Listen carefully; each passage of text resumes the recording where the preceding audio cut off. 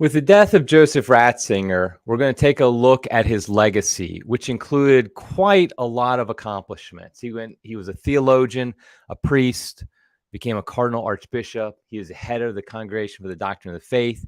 He was a pope. He was a pope emeritus. And so we're going to look at all of that today, at his legacy and what he really left to the world and what he left to the Catholic Church. Hello, I'm Eric Sammons, your host, and I'm the editor-in-chief of Crisis Magazine. Before I get started, just encourage people to hit that like button, to subscribe to the channel. Don't hit the notify because you have a life outside of social media. Also, speaking of social media, if you are on it, feel free to follow Crisis Mag. We're on all the major social media channels at Crisis Mag. I would particularly urge people to look at the, to join us on the Crisis channel on Telegram. Sorry, I was hard getting that out. We've been growing that a lot. That's where you can comment on our articles, and we're having a lot of good discussions lately. So the Telegram channel on Crisis, you can find the link on our website. Okay, so let's go ahead and get started. Now, Joseph Ratzinger, a.k.a. Pope Benedict XVI, has left a huge legacy. I mean, I think there's no question about that he is one of the most influential churchmen of our time, because he combined both being obviously the Pope, and a Pope was always going to be influential on the church of his time. But also with that, he was the head of a major Vatican congregation, the Congregation for the Doctrine of Faith, for over 25 years. And he also was a theologian in his own right, a biblical theologian, a theologian who was influential at Vatican II. And there's not a lot of men who could claim all these things. I mean, obviously, John Paul II probably is the most influential churchman of the post-Vatican II era. But I have to say, Joseph Ratzinger, he's right up there with him. I mean, he very much was influential. He rivals JP2's influence. He wasn't the rock star JP2 was. JP2 was obviously the rock star, the one who had the most media attention, things like that. The personality that was just flowed over into everything he did. That wasn't Joseph Ratzinger. Yet he did have a huge legacy. And before I really get into it, I just want to mention that at Crisis, we've been running a number of articles about Joseph Ratzinger, about Pope Benedict XVI over the past few days since his death last Saturday. So I'd encourage you to go over to crisismagazine.com and check that out. I mean, he just really is an incredible career. And obviously, in a podcast of this format, I'm not going to be able to go into detail into his career, his legacy, but I do want to talk about some of the highlights and really in the complicated legacy. Here's the thing. I know a lot of people, particularly Crisis readers, have a very fond affinity to him, as do I. But I do think we have to be realistic. We have to have a critical eye at his entire work, his entire legacy, what it really meant to the church. So we're going to do that here. So I think we have to start when we come to Joseph Ratzinger. His first real influence on the church broadly was when he was selected as a theological advisor at Vatican II. This was a position that basically at an ecumenical council, only bishops are obviously invited to come and to vote. But the bishops are allowed to bring theological advisors with them. And these are men who basically, I mean, obviously a bishop isn't necessarily selected because he knows a lot of theology. And so they bring somebody along with them, or maybe a team of people who would advise them on the various documents and where they're going and how he should look at them. And Joseph Ratzinger was a theological advisor to, it was the Archbishop of Cologne. I can't remember his name now. And so he was there. And now here's the thing. It's well known, people who know Vatican II, the history of it, the theological advisors caused a lot of problems. A lot of the issues that people today have with Vatican II, people like myself even, it's because of the theological advisors. I mean, like I said, most of the bishops aren't theologians. These aren't men who are like, hey, we're going to go in here and change the church or anything like that. But the theological advisors, they were. That's exactly what their intention was. And the truth be told, Joseph Ratzinger was one of them. He was one of the people. He was a reformer. I mean, people like to have this very simplistic view of liberal conservative, maybe even add a traditional as a third category at the council. And so you would put Joseph Ratzinger in the liberal category, but I think that's unfair because I think the reality was much more complex. I think when you look at the reformers at Vatican II and in that era, I think there are different types of reformers there. There were some who frankly wanted to overturn the church and make it in a new image. And I think they became much more clear as time went on. Somebody like a Hans Kung or somebody like that. But I think there were a lot of sincere reformers who really did think, hey, if we make some tweaks, if we make some changes to how the church is run, to how we present the gospel, we're going to see more conversions. We're going to see a growth of the church. I think a number of people really sincerely believe that. And I think Joseph Ratzinger was one of them. So I think he wanted to make a lot of changes, a lot of reforms in the church against a lot of traditional practices, because he really did believe that this would be the best thing for the church. It would bring the most souls to heaven. And so when we say Ratzinger was a reformer, I don't think we should automatically then say, oh, he was one of the bad guys at Vatican II. I do think some of the things he pushed for, some of the things he did at Vatican II, I mean, it's behind the scenes. Nobody knows exactly everything he did. There's rumors that he helped write this or did that, whatever.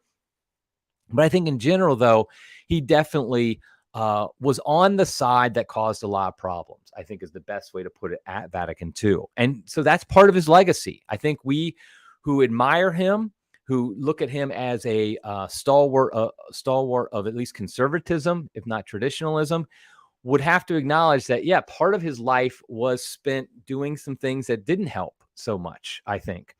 Now, slowly over time after Vatican II, there was a breaking up of a lot of the reform camp, where you had some who just kept going whole hog in that direction of just change everything. That's the Hans Kung camp, that they basically started to question everything. They questioned papal infallibility, everything like that. Ratzinger did not join them. And so people say he became more conservative. I think that's a little bit of a problem as well, because I don't think he changed that much. I think what happened is the reform basically just continued down towards its logical conclusion, which was destruction and completely reworking the church in man's image. And I think Ratzinger never wanted to go down that path. The problem, though, here's something I think we have to really grapple with, and the reform of the reform camp needs to grapple with. I'm actually going to have a guest on next week. I think we're going to talk about this. This is the plan. Kind of the differences between the reform of the reform camp and the traditional camp. The reform of the reform camp, obviously, Ratzinger is kind of the head of that camp. But I think we have to really grapple with the idea that once these reforms started, it's like the genie was out of the bottle and you can't put it back in. And I think Ratzinger at times, and later as Pope Benedict, he tried to put the genie back in the bottle in a way. And I think that was, fundamentally the beginnings of what he did, the reform in the 60s, led to the terrible things that happened, the spirit of Vatican II, which he never endorsed himself. But yet, in hindsight, now I will say in hindsight, because I imagine if I were alive, an adult in the early 60s, I probably would have been in that camp, in the reform camp. I admit it freely. But I think, though, in hindsight, we can see that they opened up a door that probably shouldn't have been opened. And that really was the problem. And Ratzinger then wanted to close it, or at least start to close it later. And the problem is he was involved in opening it.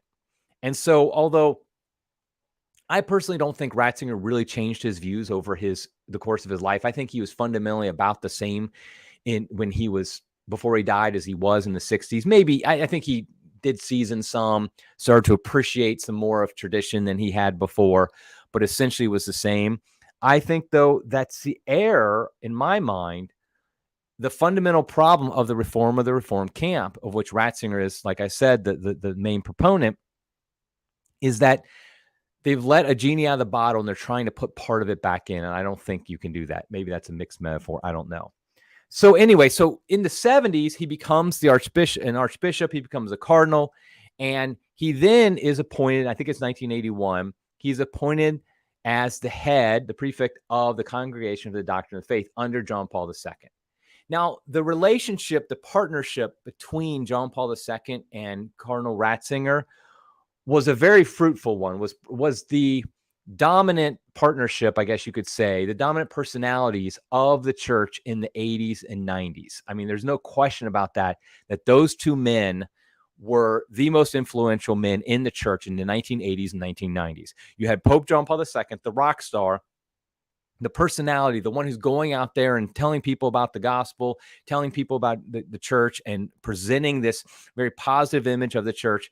And you have Ratzinger, who's in charge of the doctrinal components of the church. That's the job of the CDF head, is making sure that basically heresy isn't sprouting in the church.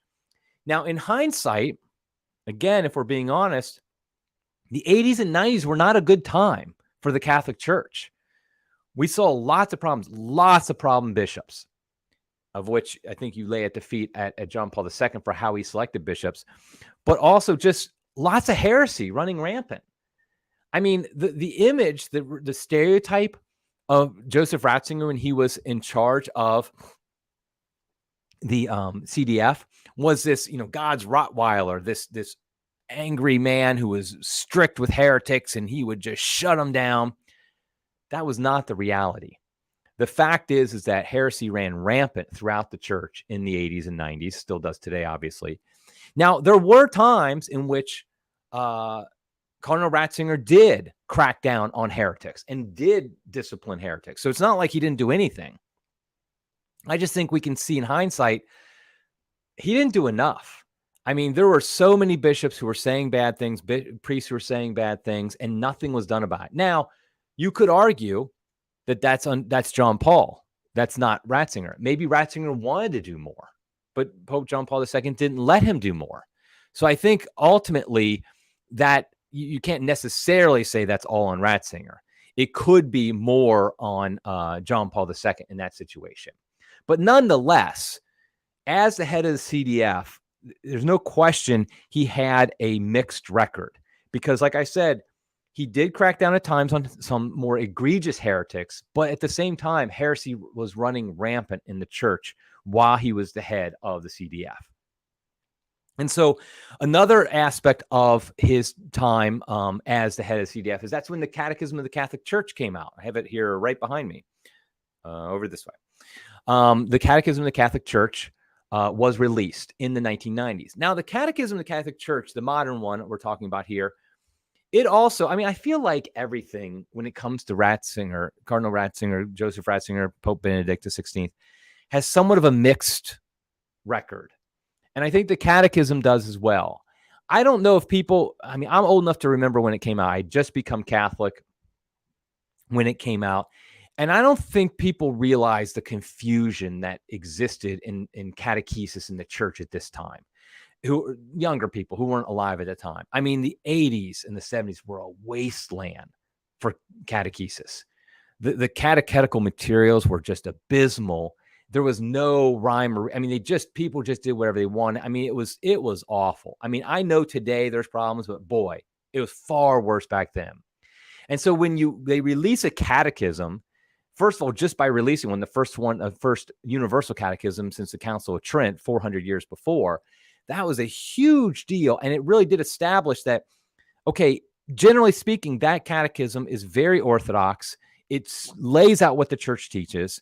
And that was a big deal at the time. And I don't know if people recognize what a big deal it was. And that was, of course, Cardinal Ratzinger was obviously very influential on the catechism as the head of the CDF. He influenced it greatly to make sure it was okay. Now, I will say the catechism of the Catholic Church, I do think has its weaknesses. I do think it has its issues. I think, I'm not even talking about things Pope Francis has been editing it and adding to it recently. I just think the language could be stronger. I mean, a great example that I use actually in my book, Deadly Indifference, is the section on baptism. If you look at the section on baptism in the Catechism of the Council of Trent, it makes it very clear the necessity of baptism. And it just basically goes a few paragraphs just talking about you need to get baptized. That's the emphasis. In the Catechism of the Catholic Church, the modern one, the section on baptism is, I can't remember now the details, but something like 12 paragraphs. And only one of them, I think, talks about the necessity of baptism. The rest talk about all the kind of exceptions, how people can be saved outside of baptism. Now, I don't think there's anything in that section that's heretical, but I do think the emphasis shift is there, that now all of a sudden we go from a catechism stating, yeah, you need to get baptized, to a catechism that says, okay, you need to get baptized, but if you don't, you're probably okay. You probably have lots of different ways you can get to heaven. And I think for a catechism, remember, this is not a graduate theology class that you'll be taking where you might talk about these different exceptions and you might be discussing them. This is a catechism. It should just state the basics of the faith. So I do think that there are some issues there. And I think this was part of Cardinal Ratzinger's legacy here, is that things like that did flourish. The emphasis shift from let's stick to the basics of what the church teaches to let's talk about these different ways around it, so to speak, which is the modern way of doing things. And so we see his almost, I think it was 25 years, actually so 24 years, I guess, as the head of the CDF. I think his legacy there is mixed as well. His legacy there is mixed because, again, he did do some very good things. It was clear he was orthodox. It was clear that heretics were not welcome under his watch. Yet at the same time, there wasn't the action taken that probably was needed. Now, I will say in one action he took, he was very involved in the whole situation with Archbishop Lefebvre and the Society of St. Pius X. And that, I mean, that's another legacy there. I mean, I've gone on record that I am sympathetic to Archbishop Lefebvre in a lot of ways, but I do think his actual consecration of the bishops was a wrong action. But that was all under Ratzinger that happened. And you just have to wonder, was there a better way to handle that? Could they have done a better job of handling the Lefebvre situation and the Society of St. Pius X than they did, where it didn't have to end up with excommunications and whatnot? And there's a lot, I mean, the story, if you hear the side of the story from the Lefebvre camp, Ratzinger does not come off good. He comes off as somebody who basically says, oh yeah, we're going to do this. We'll let you ordain bishops. But then never really followed through on it until finally Lefebvre said, forget it. I can't trust you anymore that you're actually going to let me do this. And so again, there's a mixed record as well. So I think his record as the head of CDF, his legacy, a lot of good, but also weaknesses, not really doing as much as probably needed to be done. Okay, so now let's move on. He was obviously elected Pope in 2005. I was ecstatic when he was elected Pope. I was so excited. I love Ratzinger. I'll talk about his writings in a little bit. We haven't even covered his writings as a theologian. I'll talk about that after I go through kind of his career. Now, he was Pope from 2005 to 2013. And one of the things that he was famous for, like become Pope, was his dictatorship of relativism speech. This was done after Pope John Paul II died, before he was elected, before the conclave. He gave the speech to the cardinals, and it became very famous. And it really was Ratzingering, I guess that's the word. It really was quite a powerful speech, and it really was a great example of how Joseph Ratzinger was able to diagnose the problems in this world in a way that other people were not able to. He really had his finger on saying, here's a problem of modernity. And that was a perfect example of this language of dictatorship of relativism, that the fact is that we're awash in relativism. There is no timeless truth. There are no ways in which we say, yes, this is true and this is always true and it always will be true. Instead, it's like, it's your truth and my truth. And we see this with transgenderism today, the lies of transgenderism, this relativism. And Ratzinger saw that very clearly. Now, when he became Pope, I have an article, and I linked to it in the show notes, where I talk about Ratzinger Benedict. And I think, and one of the things I mentioned in there is that I feel like his time as Pope, his 8 years as Pope, there were two specific administrative actions he took, decisions he took, that I feel were the greatest two. The first one was his motu proprio that liberalized the celebration of the traditional Latin Mass, Summorum Pontificum. I felt like that is one of his greatest actions, because he recognized that there was this pent up, maybe even unknown by most people, energy for more traditional liturgy that was being hampered by the rules of the church. And he felt like this is a good thing. It's not bad for young people, particularly, to be attracted to the traditional rites of the church. So he wanted to make it more available to more people. And it was a very generous, very charitable act. He saw that there was this group on the peripheries, the traditionalists, and I do use that word peripheries somewhat ironically, since our current Pope loves to use it. And so you have these traditionalists, but also there is this desire among non-traditionalists. I don't think this is what people recognize. I think Pope Benedict saw not just that there's these marginalized traditionalists he wants to incorporate into the church, but he also saw that among the conservative Catholics, there was a desire for more traditional liturgy. Maybe it was just in the Novus Ordo, but maybe because they didn't even know about traditional Latin Mass. I mean, I'm one of these people, this fits me perfectly, because when in the early 2000s, I attended a Novus Ordo parish, and I was just, but I wanted to be more and more traditional. I didn't even know what that meant. I'd never gone to a traditional Latin Mass. I didn't even recognize that. But I think Ratzinger did, Pope Benedict. And so that's another reason why he liberalized it, because the celebration of it. He knew people would embrace it. And that's exactly what happened. All of a sudden now, thousands and thousands of people around the world embrace the traditional Latin Mass, which probably wouldn't have if it hadn't been for Pope Benedict. And we can never thank him enough for that. In my mind, that is one of the greatest acts of his pontificate. Probably is the greatest act of his pontificate. I know things have happened since then with Pope Francis. We've talked about that on this channel. But at the same time, we cannot diminish the fact that thousands and thousands of people were introduced to a more traditional liturgy, and just really, they grew in their love of Christ through it. That's the most important part. It's not a matter of like, okay, liturgy wars and all that crap. It's just a matter of people grew in their love of Christ. And that, I believe, is the plumb line of all of Ratzinger's, Benedict's work, is that he wanted us to have a deeper encounter with Jesus Christ. And he saw that liberalizing the celebration of the traditional Latin Mass would do that. And so I think that's one of his great actions. Now, I think another one of his other great administrative decision was his when he created the ordinariate, the Anglican ordinariate, whatever you want to call it, where Anglicans would have a formal way to join the Catholic Church as an Anglican parish. A whole parish could. Anglican priests with their congregation could join and become a Catholic parish. And so I think that was another great action of his, because I think, for example, I think ecumenism, I really have come to believe, is one of the great plagues of the Catholic Church in modern times. The ecumenical movement, I should say. Ecumenism itself, I do think there can be some use for it. I've talked about that before. I talk about it in my book. But I think the ecumenical movement, the Catholic Church's involvement with that, has been a disaster from day one, because all it is just a bunch of academics talking around, their cocktail parties about how great each other are, and that's about it.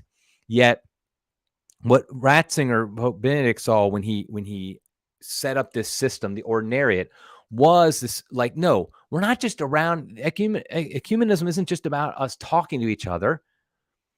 It's about actually trying to go to the truth, to become Catholic. And that was the beauty of this action of creating the ordinariates. And I think that was a wonderful thing he did. And I would just say that's a great thing. So that being said, this is becoming a bit of a broken record. I do think his record as a pope was mixed, just like his record as a theologian before he became a bishop. His record and head of the CDF and his record as pope was mixed. What do I mean by that? I believe that, like in a lot of ways, he diagnosed the problems very clearly. He understood them. He explained them very well, but he didn't take the actions necessary to combat the problems when he had the power to do so. Now, I mean, for example, I'm sitting here with a podcast talking about problems. I don't have any power to change most things, but he did. As a head of CDF, as an influential theologian, and as the Pope, obviously, he had the power. And I think in a lot of ways, he did not act on it. One example, again, this is my book, Deadly Indifference, I bring this up. He criticized the Assisi event of 1986, where Pope John Paul II gathered the different world religions together to pray, not together, but in the same place, or however he worded it. But the fact is that he criticized that, Ratzinger did. Yet, when he was Pope, he had an Assisi event himself. It was 2011. And so it's like, okay, you see this issue, it's a problem, but you're not really willing to say, no, we're not going to have the Assisi event. We're not going to have this interreligious dialogue prayer service because I don't think it's a good idea. He didn't think it was a good idea, yet he did one himself. And I think that's the paradox of Joseph Ratzinger, is I think he saw things very clearly, but I don't think necessarily he always had the will or the personality to follow through on it and make the really tough decisions necessary. We also see this with his handling of the Theodore McCarrick situation. I think it obviously became known to him that McCarrick was a problem. And so he basically quietly sidelined McCarrick. And that allowed then Pope Francis to bring him back from his exile, so to speak, and become influential in the church again until it was revealed how much of a monster he was. And I think that a stronger Pope, when he realized the problem with McCarrick, he would have been willing to make a more public action, would have been willing to say, we can't have this, especially because remember, this was after 2002. This is after the sex abuse scandal had become public. He would say, we gotta get rid of this guy. He can never have influence in the church again. Because although obviously Francis is to blame for bringing McCarrick back into the inner circle, the fact is Benedict is the reason why he was still available to be in the inner circle. If Benedict had laicized him or had really publicly shut him down, that couldn't have happened. So I think that's a case where we see that Benedict understood the problem, he recognized it, but he didn't really completely follow through with the actions necessary to overcome it. Now, obviously, what does this lead to? The papacy, his time as Pope was the Great Resignation. His resigning, the first Pope to resign in, I think it was 800 years since Pope Celestine. I mean, this was just unbelievable that he did. I still think it's unbelievable. To this day, 9 years, almost 10 years later, I still think it's essentially unbelievable that he resigned the papacy. And I think the common narrative is that he recognized that there were wolves in control at the Vatican, that he wasn't really in control. He didn't have the ability to overcome the wolves. So he recognized in a sense, in humility, listen, I do have a record of not always following through and taking the actions. We need somebody else here who will do that. The problem is this is a fundamental mistake. I feel like this was a fundamental mistake on his part, because if he believed, here's something I haven't seen his defenders or critics bring up, but if he believed that wolves were in charge at the Vatican, and so he needed to step aside so a stronger Pope could come in, why didn't he recognize that those wolves will be very influential at the conclave that would select the next Pope? I mean, that just doesn't make any sense to me, that you would say, okay, very bad influences are rampant at the Vatican. So I know what we'll do. We'll gather all the cardinals at the Vatican. We'll select a new Pope to be in charge of them. You're selecting the wolves to select the shepherd. And we see what happened. Exactly what, we should know would have happened. I think it was just a fundamental mistake of his. Now, I don't think it was like necessarily a sin. I think it was just a mistake he made, where he did not think he had the strength to fight against the evil forces at the Vatican, yet he left it to the Vatican essentially to pick his successor. And I know a conclave isn't just the Vatican because you have cardinals from around the world, but the fact is that the Vatican has a heavy influence on conclaves. And so I think that we need to recognize that. And I used the word in my article, abandonment, that he was like a father who abandoned his family. And I got some pushback from a lot of people. Now, I want to be very clear. I have a great admiration for Pope Benedict, for Joseph Ratzinger. I talk about this in my article. I love so much about him. I admired him so much, but I just don't think we can get around the fact that he left the sheep with the wolves in charge and he abandoned his post. I mean, people say, well, he was weak. He recognized he was weak. He knew he couldn't overcome the problems. Would you say that if a father abandoned his family, let's say I abandoned my family, say, I just don't have the strength to be a good father, and my kids would be better off if I just left and maybe my wife got remarried to somebody who was better. Would anybody buy that? I hope not. I mean, lots of dads say that. Lots of dads who leave their families say that today, and it's a bunch of horse pucky. It's just nonsense. And so I think the same thing is true here. I think that he might have believed that sincerely, and I do believe that he likely made that decision in prayer and thinking it was the desire of God. But the fact of the matter is he left the wolves in charge. He knew the wolves were in charge, were running the show, and he left. Hoping beyond hope, I guess, that the next pope would be better, would be able to do it. Obviously, we all know he was wrong in that assessment. And so I think that's a big problem. Now, the other thing, so that's one thing. I don't think his record about his resignation is mixed. I think it's all bad, in my opinion. I'm sorry. I don't like to say this. Trust me, I do not like to say that.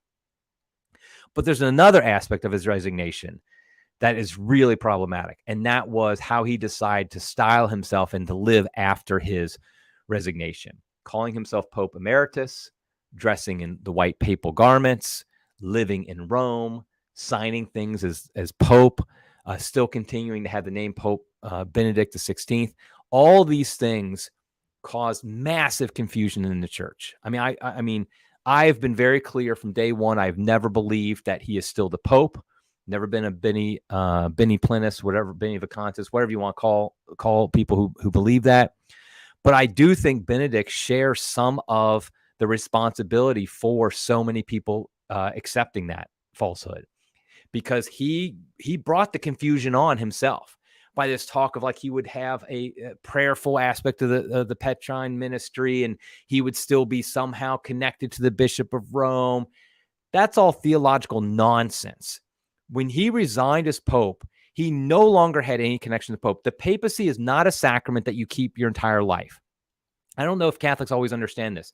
When you are ordained a priest, you're a priest forever. Yes, you can be laicized, in which you are no longer called a priest, but you're still a priest. Same with a bishop. If you're ordained a bishop, you are a bishop for the rest of your life, no matter what. You might, if you resign, you might be a bishop emeritus, but you're still a bishop. That is not true of the papacy. The papacy is not a sacrament. Therefore, if you resign the papacy, you are no longer Pope, full stop. There is no spiritual dimensions. There is no idea of still being connected to the ministry of the Pope or the Bishop of Rome, all that stuff. I'm sorry, but I know Ratzinger is brilliant. He's a brilliant theologian, so much more brilliant than me that his little pinky was way more brilliant than I'll ever be. But I just feel like it's just nonsense that all that he talked about when it came to the Pope Emeritus was just nonsense. And so I just think and it caused a lot of confusion. And I just feel like that was a major mistake. I think what he should have done, I thought this from the day he did it, was he should have got a black priest cassock on, called himself Father Ratzinger, and went and lived in a monastery in Germany and never was heard from again. I think that would have been a lot better off for the church if that had happened. But that's not what happened. And so in the designs and providence of God, that's not what happened. So I just feel like that decision of his to resign the papacy, but then also to basically continue to style himself in a papal way, I think that cast a major shadow on his papacy, on his legacy, on his entire legacy. I don't think there's any way we can say this. Now, I know I'm going long, but frankly, Joseph Ratzinger deserves a whole day of talking about him. I do want to kind of go back a little bit and talk about his writings. Now, he wrote a lot. He wrote from the time in the 1950s all the way until his death, essentially. I mean, until like very recently, he was still writing. And I just want to say that I have always been a huge fan, or as our former president said, a huge fan of Joseph Ratzinger's writings. I've read most of his works that were translated in English. I mentioned the article that I at one point even considered trying to learn German just so I could read all his writings in the original German. But ultimately, I really did. I found them very profound. They were very influential on me when I first became Catholic. I went off to graduate studies in theology, and I read a lot of Ratzinger, and I just loved him. I read a lot of the 20th century Catholic theologians, and there was no question in my mind that Ratzinger was the top of the heap. I just felt like the way he said things. And I think particularly, his biblical theology is where I really felt like he sang my song. Maybe it was as a former Protestant, he was able to connect with us. I know, for example, Scott Hahn talks a lot about his biblical theology. I highly recommend his book, Communion and Covenant, about the biblical theology of Joseph Ratzinger. He also had a nice tribute in the National Catholic Register this week, Scott Hahn did, about his biblical theology. I can't praise it enough because I felt like Joseph Ratzinger did.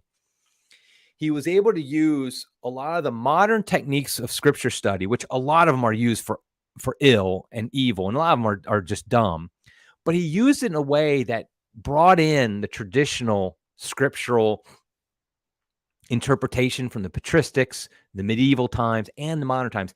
I feel like Joseph Ratzinger was able to bring all of those together into his biblical theology. And I just loved it, and I thought it was great. And I also would say, in comparison to his contemporaries, the 20th century Catholic theologians, he was as orthodox as any of them. He was more orthodox than most of them. And so I do think that's something in his favor as well. That being said, I wouldn't say this one is his writings weren't as mixed as I would say his other parts are, but I do think that he was a modern theologian, and I think the good and bad of that.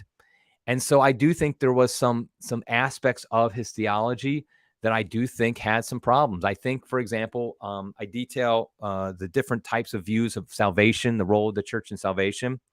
And he was an inclusivist, meaning that he did kind of open up the door for people to be saved outside the Catholic Church. Now, it's Catholic teaching that you can be saved without being baptized, water baptized, through baptism of blood or baptism of desire. That is Catholic teaching going back beyond Aquinas, before Aquinas, to the patristics.